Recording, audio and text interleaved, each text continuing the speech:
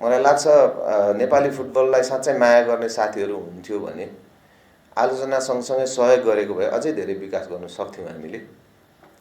तर दुःखका साथ भन्नुपर्छ, हामी त्यति ठुलो हृदयका हुन सकेनौँ।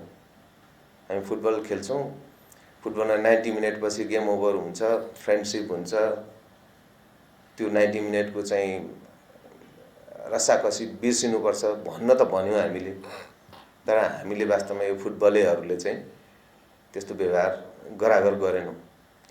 त्यसकारणले धेरै खालको आलोचना हैन, अब मलाई त सुन्नुभयो तपाईँहरूले के आरोप आए हैन, असक्षमदेखि लिएर अङ्ग्रेजी बोल्नु जान्दैन हैन, 8 पढेको के हैन, सबै हैन। अब यो सबै सह्यो नि त, अध्यक्षज्यूलाई त्यसै भन्नुभयो हैन, सक्दैन असक्षम भन्यो भने अब साढे 3 वर्ष वरिपरि भयो।